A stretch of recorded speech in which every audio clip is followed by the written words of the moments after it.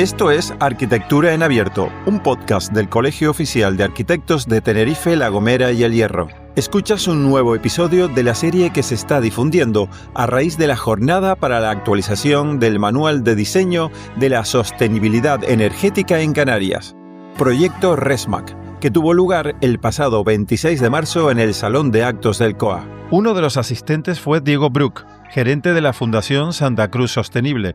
Él participó en la mesa redonda y debate posterior. Con él hablamos hoy en este podcast. Y saludamos ya a Diego Bruch para seguir charlando en esta serie de podcasts que estamos realizando para añadir información a lo que ya se comentó en las pasadas jornadas para la actualización de Manual de Diseño de la Sostenibilidad Energética en Canarias, Proyecto RESMAC. Saludamos ya a Diego. Diego Bruch, buenas tardes. Hola, buenas tardes, Jaime. Bueno, pues tenemos ya esa conexión para este podcast y teníamos algunas preguntas para añadir información de valor a lo que se comentó en esa jornada. Lo primero que te queríamos comentar es que cada año es más frecuente ver que por el ascenso de las temperaturas y las olas de calor, los protocolos de la Administración indican la cancelación de clases o evitar trabajar en el exterior en las horas centrales del día. Esos son solo ejemplos, pero ¿cuál es su opinión respecto a la monitorización de los indicadores de confort térmico y el escaso uso en Canarias para tomar decisiones en la adecuación de nuevas construcciones? Bueno, pues en primer lugar decir que la expectativa, la previsión de que estas olas de calor, de estos escenarios excepcionales, vaya increciendo es bastante plausible. Entonces tenemos que estar preparados para lo que viene. En este sentido, la pregunta en concreto te la puedo responder de una forma sencilla. Cada día más es necesario, y se está haciendo cada vez más en todas las administraciones, en todos los países, la toma de decisiones basadas en datos. Sin embargo, hace falta articular las políticas, estas propuestas, estas ideas, estas necesidades de toma de datos a través del procedimiento de contratación pública, de la toma de decisiones desde los políticos hasta el funcionario que llega a formalizar en un tiempo estas acciones, ¿no? Es decir, no es fácil para la administración, debido a la normativa vigente, ejecutar lo que se proponga. Entonces, lo importante es que se empiece cuanto antes a ejecutar esos trabajos, a iniciar esos trabajos para la implantación progresiva de la toma de datos basadas en las diferentes condiciones de confort, de temperatura, de humedad dentro de las aulas. Puedo contar que desde el Clúster de Construcción Sostenible hace 2 años, a través de fondos europeos, se hizo un proyecto piloto para controlar las condiciones de temperatura y humedad y concentración de partículas, en este caso de CO2, que era un indicador en relación a con potencial de concentración de COVID. De tal manera que se podía regular la ventilación de las aulas a través de esta monitorización. Es decir, ya hay iniciativas que sirven, que están funcionando, aunque sea a título experimental, que validan la importancia de la toma de datos para la toma de decisiones. Diego, Canarias estuvo exenta hasta el año 2006 de poner aislamiento térmico en la envolvente de los edificios. ¿No cree que en los protocolos de altas temperaturas en los colegios debería recogerse esa necesidad, ya que solo se habla de cambiar ventanas y poner protecciones solares? Muy bien. Las ventanas y las protecciones solares son las primeras acciones que se deben de hacer en cuanto a la optimización del gasto del dinero público para optimizar ese rendimiento del dinero público con respecto de los resultados. Es decir, lo primero, lo más rentable desde el punto de vista de la gestión, con un presupuesto limitado, es tapar esas ventanas, tapar ante el sol, ¿no? Reducir la exposición de esos huecos, de esas superficies captoras en los colegios. No obstante, eso no, probablemente cuando tengamos datos podremos darnos cuenta de que todavía no será suficiente. El problema está en el que hay demasiados colegios con presupuestos muy grandes, cada uno de ellos, para poder reformarlos y convertir espacios, confortables en los escenarios climáticos más áridos, ¿no? Más fuertes, ¿no? Desde el punto de vista de lo que se espera. Es decir, de alguna manera necesitamos ir avanzando hacia la mejora de los centros públicos para adaptarnos al cambio climático. Eso, como digo, tiene un coste descomunal, pero desde mi punto de vista, deben de ir ya estableciéndose políticas que lo están haciendo, pero políticas más integrales. Lo que pasa es que, claro, eso tiene un coste que es, como insisto, muy, muy alto, ¿no? Sin embargo, creo que es una oportunidad tener en cuenta que ya se empiece a aprovechar ese conocimiento para poder hacer esas mejoras, por lo menos en las superficies más sensibles, que son las ventanas. Eh, la verdad, es difícil abordar un cambio radical de las envolventes, de toda la envolvente de forma integral de todos los centros públicos. Entonces, tenemos un problema. No se puede hacer ese cambio de forma sencilla, no existe capacidad presupuestaria, porque el dinero público es el que es, si lo coges para esto, lo tienes que quitar de otro lado, y tenemos un problema. Sin embargo, hay que afrontarlo. La realidad es que esa normativa que hasta 2006 no obligaba al aislamiento de la envolvente, nos ha generado una realidad actualmente. La toma de decisiones, teniendo en cuenta eso, desde mi punto de vista, no tiene sentido. O sea, sabemos lo que hay. Ya estamos como estamos. Ahora lo que hay que hacer es tomar datos para poder optimizar el dinero público para ir avanzando hacia una adaptación de los centros públicos ante el cambio climático. Diego, y tras haber asistido a las jornadas, en su opinión, ¿cuál es la problemática que enfrenta el sector desde el punto de vista de la sostenibilidad y adaptación a un nuevo escenario climático? Los desafíos que tenemos en el sector son múltiples.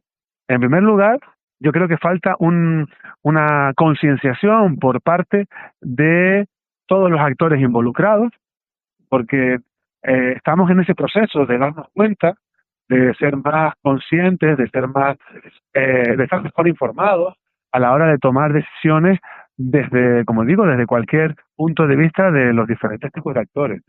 Los clientes, debemos exigir, informarnos y a la hora de comprar, elegir bien. Es fundamental. Pero las administraciones públicas debemos hacer también unos esfuerzos para que los sistemas de certificación energéticos sean más creíbles, más realistas para el territorio canario, porque creemos, desde varios de los expertos que estuvieron en la jornada, que eso tiene que avanzar, tiene que mejorarse. Problemas que vivimos en Europa y no hay una capacidad asequible o fácil de que estas normas europeas, que son para todos, nos permitan adaptarnos a un territorio que está tan lejos del centro de Europa, donde se toman esas decisiones, donde se definen estas reglas de juego. Y ya se ha trabajado por parte de diferentes interlocutores regionales para hacer adaptaciones, pero todavía sigue sin ser un problema resuelto. Entonces, estos son otros desafíos fundamentales. Por otro lado, otros desafíos fundamentales también, entiendo que puede ser la necesidad de financiar, porque es que esto no se puede arreglar el parque de viviendas canario de la noche a la mañana, y menos sin cantidades ingentes de dinero. Existen líneas de financiación importantes, pero creo que hay que apostar porque el Canarias pueda, de alguna manera, captar más fondos e incentivar inversiones para desarrollar un segmento dentro del nicho de mercado de la rehabilitación, pues que sea esa rehabilitación eficiente, potente, es decir, que haya más empresas, que haya más demanda, que haya más financiación, más ayudas, y que la ciudadanía, las administraciones y las empresas se alineen y digamos que deberíamos tener un pequeño pacto canario para la rehabilitación eficiente y sostenible en el territorio canario. Este es el Y, verdadero desafío realmente. y para terminar, desde su área de conocimiento y punto de vista, ¿qué estrategias ven más interesantes para el sector constructivo en Canarias? Desde mi punto de vista, yo no soy arquitecto, soy ambientólogo, no voy a entrar en las soluciones o estrategias específicamente constructivas, que zapatero a tu zapato. Desde mi punto de vista, tenemos que tener en cuenta que en Canarias las estrategias bioclimáticas son una oportunidad, de acuerdo a los expertos que hemos escuchado, fundamental, porque es la que nos va a permitir optimizar las inversiones para conseguir un mejor rendimiento de confort. No necesitamos equipos activos para climatización, por ejemplo, si tenemos un buen diseño. bioclimático, un buen diseño pasivo. Es verdad que la estrategia habitual es la de implantar equipos activos porque suelen ser soluciones más fáciles, quizás más económicas, pero no a largo plazo.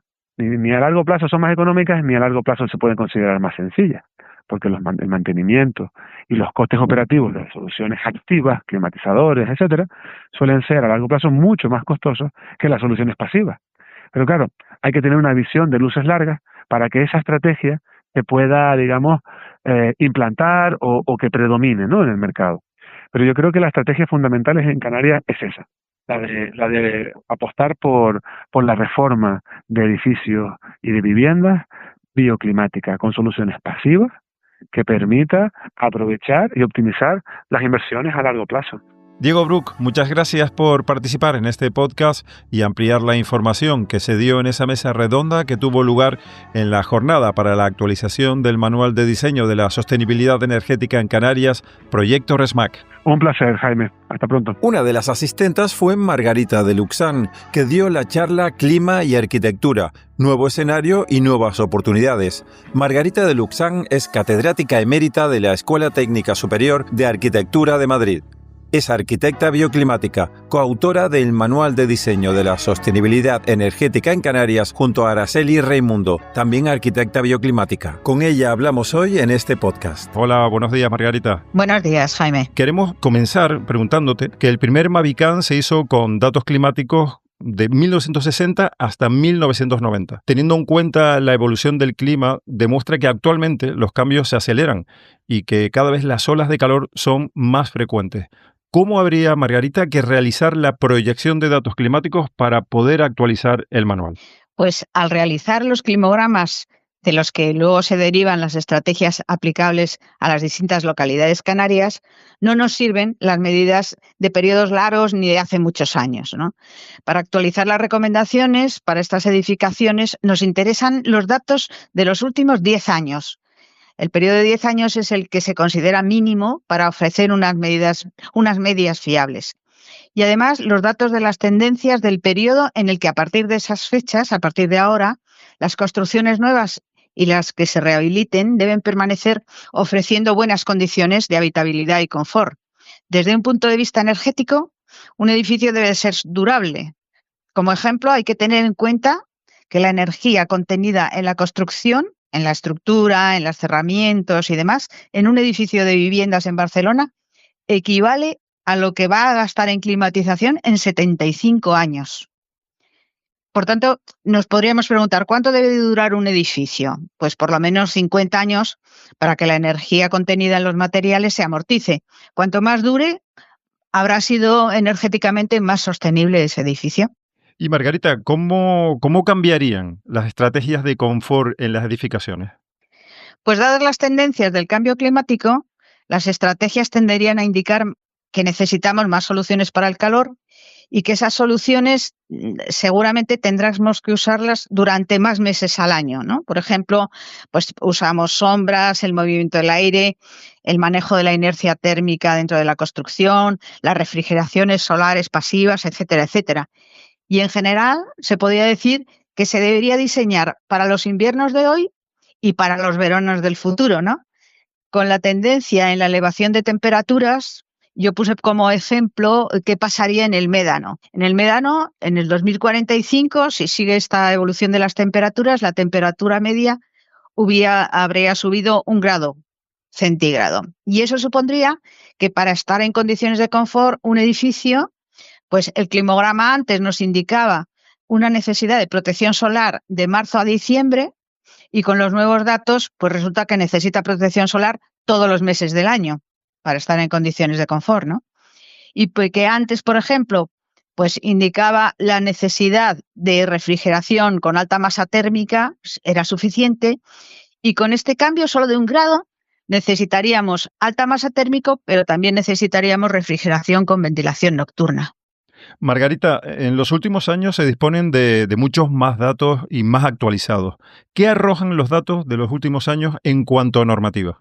Pues lo que nos dice, las exigencias normativas nos indican que en cuanto a aislamientos en Canarias, pues han crecido esas exigencias, pero que aún no se tienen en cuenta determinantemente para la adecuación energética y el confort cosas básicas como la humedad relativa ni las posibilidades de la utilización de la inercia térmica, que son cuestiones importantísimas para los climas canarios, por ejemplo. La exigencia, lo que dice ahora la nueva norma para la exigencia de aislamientos en Canarias, ha crecido aproximadamente en los cerramientos, exige un 50% más. En los huecos, en las ventanas y las carpinterías y demás, un 80% más. Pero ha crecido relativamente poco en las cubiertas, solo pide un 20% más cuando es el elemento que recibe más radiación en las condiciones de las islas, ¿no? Y tampoco comenta nada del color de los materiales, que es muy importante. Por ejemplo, en unas condiciones de 36 grados al sol, una cubierta de teja de hormigón blanca se mantiene a 36 grados. Si es roja, se calienta a 48 grados. Y si es negra, se pone a 72 grados. Eso medido en Madrid, con menos radiación que en Canarias. Y bueno, para probar eso no tienen que hacer más que un experimento de cuando vayan por la calle, tocar fachadas de distintos colores y ya notarán las diferencias. Margarita, en la ponencia nos cuenta que existen incongruencias entre los programas de certificación y la realidad. ¿Nos podría explicar mejor este problema? Pues nos encontramos con que los programas de certificación energética dejan fuera muchas soluciones pasivas y bioclimáticas que en la realidad, cuando se miden, pues se ve que son positivas, ¿no? Por ejemplo, pues no recogen la posibilidad de mejorar el soleamiento y las sombras sobre las fachadas usando volumetrías complejas, ¿no? Cuando con estas soluciones se podría rebajar la radiación solar que incide en lo que es en la envolvente del edificio hasta en un 75% de las superficies de los edificios, ¿no? Aunque los edificios perderían compacidad, pero sin embargo ganarían en muchísimas condiciones bases, como es eso, que se van a calentar muchísimo menos, ¿no? Por ejemplo, tampoco contemplan muchos sistemas pasivos, por ejemplo, las chimeneas de refrigeración solar o algunos sistemas para mejorar la iluminación natural con elementos reflectantes por los patios. Los patios en vivienda social y en otro tipo de vivienda no dan normalmente luz hasta el 75% de las habitaciones de algunas viviendas, en algunos bloques, ¿no? Y si resulta que conseguimos, a base de elementos reflectantes, que el sol se refleje y entre en estos patios, pues nos podemos encontrar con que podemos ahorrarnos muchísima iluminación artificial durante las horas en que hay luz natural durante cada día. Entonces, lo que pasa es que hay que insistir en que los programas de simulación y calificación pues necesitan ampliarse y mejorarse, integrando más soluciones pasivas para que los resultados se acerquen a la realidad, que si no da resultados canijos para muchas cosas pasivas. Hablamos ahora del estado de las escalas energéticas. Comenta que se requiere una reflexión sobre su conceptualización. ¿Por qué cree que es necesario este replanteamiento? Pues porque no se suele tener en cuenta la totalidad como un conjunto complejo, pero que en realidad es indivisible y está lleno de interacciones. Habitualmente lo que pasa es que se segregan los problemas energéticos de las redes generales, se segregan de los problemas urbanísticos, estos de los edificatorios, estos de los constructivos y en general se segregan todos de los sociales y medioambientales, ¿no? Por ejemplo, la instalación de la mayoría de los sistemas fotovoltaicos en las cubiertas de los edificios, si se aprovecharan las naves y los polígonos industriales y todo lo que hay de viviendas, pues minimizaría absolutamente la ocupación de los suelos agrícolas y los impactos paisajísticos con campos de captadores. Y además mejoraría el aprovechamiento de la energía que se gasta 2/3 en el transporte a sus lugares de uso. Pero como es una cosa dificultosa de poner de acuerdo a los señores de los polígonos, a los que hacen la normativa, a los de las redes que lo que quieren es tener el control de los sitios de los que se sale la energía y demás, pues entonces resulta que a veces se abandonan cosas que son importantes. Cada nivel intenta resolver su área independientemente para evitarse complicaciones de gestión, pero eso hace que muchas veces se pierdan las ocasiones de posibilidades de sinergias y apoyos que se podrían conseguir con acuerdos muy interesantes. Margarita nos habló también en las jornadas de la pobreza energética y las estrategias que se están llevando a cabo para mejorar el confort. ¿Nos puede explicar qué ocurre en cuanto a estrategias activas y pasivas? Pues ocurre que los habitantes que están en situación de pobreza energética no suelen tener dinero para pagar los consumos. Eso nos dice el 50% de los vecinos a los que hemos preguntado haciendo encuestas en viviendas sociales. No usan los sistemas o las instalaciones de climatización. No tienen dinero para enchufarse o para pagar el gas o lo que sea, ¿no? Por eso, cuando lo que se hace es medir la pobreza energética en cuanto a ahorro energético, pues es absurdo, porque cuando no hay gasto no puede haber ahorro. No puede ahorrar más de si se consume el cero, ¿no? Por tanto, el mejorar instalaciones como tema prioritario no parece lo más importante, porque si no las van a usar, no van a tener mejoras reales en lo que es la confortabilidad de las viviendas, ¿no? Entonces, sin embargo, parece más lógico actuar en las soluciones pasivas, que no implican consumo. Mejorar las envolventes supone que mejoren las condiciones de confort sin consumo. Y además, la vida útil de las soluciones pasivas es mucho más larga que la de los sistemas activos. Y además, no impiden que después, si se mejoran en esta pobreza, pues resulta que puedan instalarse los activos, ¿no? Nos comenta también que uno de los grandes retos es la monitorización de las estrategias pasivas y que éstas no están representadas en los sistemas de valoración. ¿Nos puede explicar mejor, con ejemplos, este escenario al que se enfrentan? Pues sí, lo que pasa es que los edificios bioclimáticos que se han monitorizado han demostrado la eficacia de las soluciones. Lo que pasa es que luego no hay mucha difusión de estos resultados, ¿no? Pero hay, por ejemplo, edificios climas, me refiero sobre todo a climas cálidos, que es los que se podrían asemejar más a los de Canarias, que en Andalucía que se mantienen entre los 18 y los 28 grados durante todo el año sin usar ningún tipo de climatización, con ningún tipo de energía que no sea energía pasiva, es decir, pues lo que manejamos a través de captar la energía solar que entra por las ventanas y esas cosas, ¿no?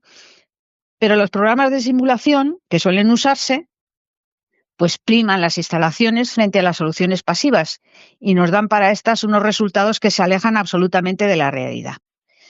Yo ponía el ejemplo de una colocación de unas persianas exteriores en unos miradores acristalados en Madrid y según los programas habituales, LEADER, CalEner, Energy Plus y una serie de estudios publicados, pues nos decían que para amortizarlas el periodo de retorno de la inversión en protecciones solares en viviendas en Madrid es de más de 100 años, ¿no? Sin embargo, las protecciones se han amortizado, esas persianas se han amortizado contando tan solo con el ahorro energético en refrigeración en menos de 7 años. O sea, no tiene, es absolutamente dispar de lo que dice, de lo que se preveía en esos programas. Por otra parte, si queremos empezar a monitorizar y a medir estas soluciones, pues hay una medición muy sencilla, que es contar con los recibos de los vecinos antes y después de las actuaciones de mejora y compararlos. Y por otra parte, los termómetros y sensores de interior son baratos y sin instalaciones. Es colocar una cajita en distintos sitios y ya está. Por lo tanto, pues sería muy fácil realizar monitorizaciones básicas que en Canarias, de las que tenemos pocos datos de momento. Margarita, estamos ya terminando esta interesante charla convertida en podcast. Y una última pregunta, que yo creo que además es muy importante. ¿Cuáles son los grandes retos que hay que abordar en los próximos años para que la edificación bioclimática aporte en la consecución de ese reto de edificios con cero emisiones? La edificación bioclimática puede resolver una buena parte de las exigencias de los edificios con cero emisiones al minimizar los consumos energéticos en construcción nueva y en rehabilitación de lo existente. Aquí me gustaría comentar que hay que tener en cuenta que rehabilitar es siempre más sostenible que derribar y sustituir. Por ejemplo, rehabilitar un edificio, aunque se sustituyan todas las carpinterías, se le dote de aislamientos y se le cambien todas las instalaciones, supone un ahorro energético y de contaminación del 60% aproximadamente frente a la construcción de otro nuevo. Y los grandes retos serían la información, el conocimiento y la valoración de las posibilidades de las soluciones bioclimáticas y su adecuación específica al clima y las realidades canarias, lo que puede suponer mejoras e innovaciones sustanciales respecto a muchos campos. Margarita de Luxán, le damos las gracias por este tiempo, por esta charla tan interesante. Gracias a vosotros. Pablo Mayer, coautor de la aportación de datos climáticos en el ClimCan 2010, profesor de la Universidad de Las Palmas de Gran Canaria, Instituto de Oceanografía y Cambio Global. En la jornada nos habló de la actualización de datos climáticos del Manual de Diseño de la Sostenibilidad Energética en Canarias. Con él hablamos hoy en este podcast. Hola Pablo, ¿qué tal? Buenas tardes. Sí, hola, buenas tardes, Jaime. Comenzaría preguntándote la labor que vas a realizar en cuanto a la actualización del Manual de Diseño de la Sostenibilidad Energética. Bien, nuestro equipo en concreto va a trabajar sobre todo en la primera parte del manual, que tiene que ver con la crisis ambiental, confort térmico y de la edificación en Canarias, concretamente en los bloques que tienen que ver con la información bioclimática ambientalista, que tiene que ver con toda la parte climática y confort térmico, que sería el bloque 2. Y en el bloque 3, todo lo que tiene que ver con información climática y sistémica, que engloba pues todo lo que tiene que ver con la visión sistémica del clima y las características básicas del clima en Canarias. Y ya en lo que sería en la segunda parte del manual, con el diseño bioclimático en Canarias, pues colaboraremos en facilitar los datos climáticos actualizados necesarios para las cartas bioclimáticas. Por tanto, en definitiva, nosotros el objetivo básico con respecto al MADICAN es, en primer lugar, sintetizar, simplificar el manual, que yo creo que ese es un objetivo general, y después dentro de esos bloques que yo te he comentado y dentro de esas partes concretas, de esas dos partes, pues todo lo que tiene que ver con variables y parámetros climáticos y todo lo relacionado con el clima, pues intentar aportar todo aquello que haga falta en las diferentes variables climáticas. Porque, Pablo, ¿qué diferentes modificaciones se han ido introduciendo en el código técnico de la edificación? Bueno, nosotros comenzamos a trabajar en el código técnico de la edificación en la primera parte, ¿no? O sea, desde que se intentó por parte de la Consejería de Obras Públicas del Gobierno de Canarias, pues adaptar los climas de referencia que existían en un manual muy genérico, pues a las especificidades del clima de Canarias. A partir de ahí, después de ese documento que fue en el año 2010, se han ido realizando modificaciones que tienen que ver sobre todo con el reconocimiento más significativo de las zonas alfa en las seguridades climáticas de invierno. Eso se hizo en el decreto 732/2019 de 20 de diciembre. Pero bueno, hasta esa fecha, pues digamos que se han ido introduciendo algunas modificaciones, pero en concreto lo que tiene que ver a las severidades climáticas y pues sobre todo es esa particularidad en concreto de introducir las zonas alfa en el código técnico. ¿Y qué variables tuvieron en cuenta en su momento para todos los documentos relacionados con la realización del código técnico de la edificación? Bueno, nosotros trabajamos en ese documento con menos 6 variables, pero en principio se trabajó con 395 series de precipitación en toda Canarias, 238 de temperatura, 178 de humedad, 89 de insolación, 66 de radiación y 41 de viento. De lo que se trataba básicamente era de un poco proceder a la caracterización de lo que en Canarias llamamos topoclima, que normalmente el término que se utiliza vulgarmente entre la población son los microclimas, que es un término incorrecto, porque el microclima es lo que puede haber en un parque o en una zona muy pequeña. Sin embargo, lo que hay en Canarias son topoclimas, modificaciones de las variables climáticas asociadas sobre todo a la altitud y la orientación de las vertientes. Por eso es preciso en Canarias contar con múltiples variables para hacer una buena caracterización del clima en las islas. Claro, nosotros trabajamos con series diarias, que era lo importante, ¿no? Para poder hacer una valoración y caracterización de todas estas variables y cómo varían en el espacio, que se hizo mediante la elaboración de un conjunto de gradientes, ¿no? También se hicieron múltiples tablas que se acompañaban en ese documento del código técnico, pero realmente para lo que serían los climas de referencia, es decir, lo que todo el mundo después utiliza propiamente en el código técnico y es que es lo realmente útil, date cuenta que solo se necesitan dos variables, que son, en principio eran la temperatura y la radiación solar o la insolación. En el código técnico, en las primeras versiones desde el año 2010, utilizaban solo estas dos variables. Ya explicaré después que esto ha variado. Y ahora realmente en las nuevas formulaciones que se utilizan solo es la temperatura y la insolación, lo cual generará un problema, sobre todo porque datos de insolación hay muy pocos en Canarias y lo que hay que convertir esos valores de radiación solar a partir de unos valores umbrales a valor de insolación. Pero bueno, en principio esas son las variables que se utilizaron. ¿Y nos puede explicar mejor qué son los climas de referencia? Bueno, vamos a ver, en el Código Técnico de la Edificación se establece en su documento básico de ahorro de energía, de condiciones para el control de la demanda energética, pues cuáles son las zonas climáticas en las que se divide el territorio español, que se identifican mediante una letra correspondiente a la severidad climática de invierno y un número que se corresponde con la severidad climática de verano. Por tanto, el clima de referencia se refiere al clima normalizado que define los parámetros climáticos. Básicamente, como dije, en este caso solo se va a utilizar dos, que son la temperatura y la insolación en las formulaciones que se utilizan, y son representativos de una zona climática concreta para el cálculo de la demanda de la energía que tiene un edificio. Por eso son necesarias, ¿no? Permite, por tanto, estandarizar pues las solicitaciones exteriores en cualquier caso. De hecho, la Dirección General de Arquitectura, Vivienda y Suelo del Ministerio de Fomento publica en formato informático pues todos los datos que definen el clima de referencia de todas las zonas climáticas y que establecen las condiciones exteriores para su cálculo. Es decir, el significado de las zonas climáticas pues se une sobre todo al ámbito de lo que tiene que ver con la eficiencia energética de un edificio, es decir, qué demandas tienen exteriores en términos de temperatura, de radiación solar.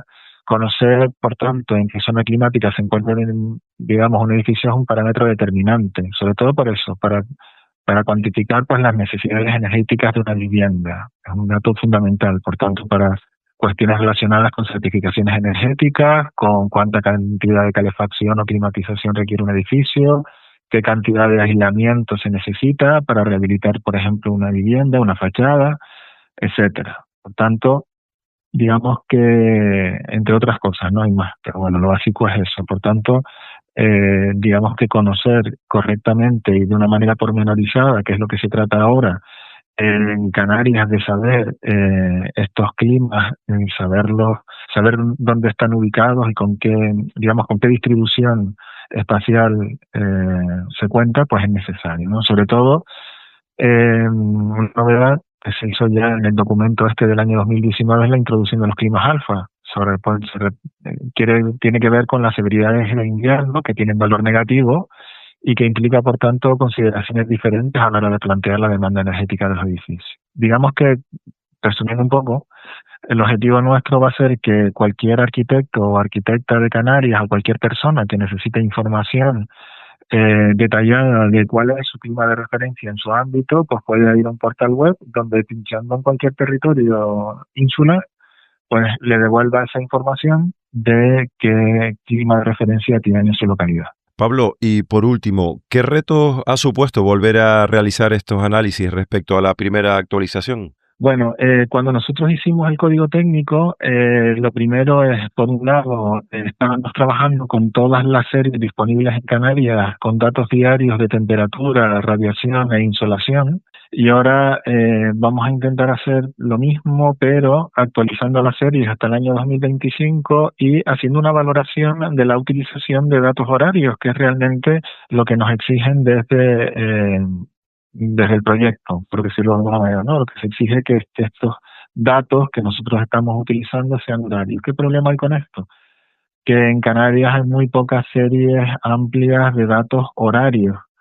Eso va a suponer un reto. Primero tendríamos que solicitar, pues, de todas las series que hay en Canarias, qué registros continuos tenemos con datos horarios, y a partir de ahí hacer un análisis de cuáles son las diferencias entre la utilización de datos horarios y datos diarios. Si antes nombré que el número de series de temperatura, por ejemplo, ¿no? Se pueden utilizar en Canarias con un número de años lo suficientemente significativo para darle validez climática al trabajo, hablábamos de 238, pero si nos vamos a ir ahora a datos horarios, pues probablemente hayan bastante menos.